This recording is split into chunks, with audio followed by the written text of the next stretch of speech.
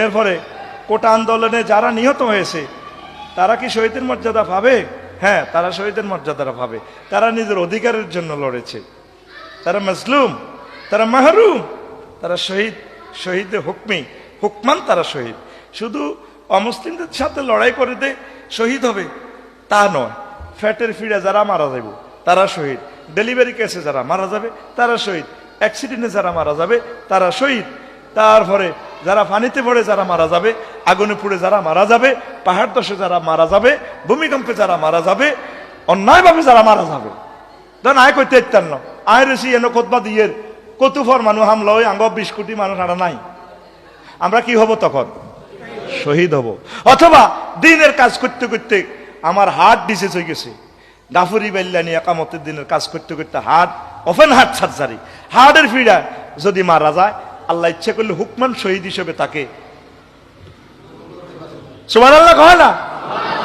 রাসূল সাল্লাল্লাহু আলাইহি সাল্লাম শহীদ। ও মাফসারি তো হেস লাগাইতে হয়েছে কেন? আঙ্গ নবী শহীদ, আঙ্গ নবীর কি কে কোবাইছে নাই? ওই যে ইহুদিরা জাদুকরি বিষ খাওয়াই দিছে, এই বিষক্রিয়া হুজুর মারা গেছে। ওমর রাদিয়াল্লাহু তাআলা আনহু তো সরাসরি শহীদ, ওনারে মসজিদে নামাজ অবস্থা মারিয়ে গেছে। আবু বকর শহীদ কেমনে? ওই যে শহর পর্বত হাফে কামড়াইছে, এই হাফের বিষে মারা গেছে। এই আফসারিও শহীদ হইতে পারে, দেখবেন তো স্বাভাবিকভাবে মরে গেছে, কিন্তু ওয়াজের ময়দানে যে কলজাটা ছিদ্র করে দিতেছে, ফিকাপ দিদি কথা কয়, ফতুটা ছিদ্র এই যে হার্ট অ্যাটাকে মরে যেতে পারে, মৌতে মাফাজ, আল্লাহ ইচ্ছা করলে তারা হুকমান শহীদ দিতে পারে। সুবহানাল্লাহ কয় না রে?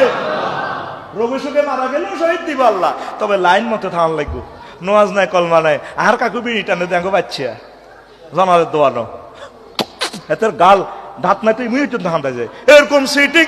আর কাকু মসজিদ হাত দিকে সাই দেয় না, নাই রে অস্ত করে একটা আছে, ডরে আসেনি যারা এডি করিও না।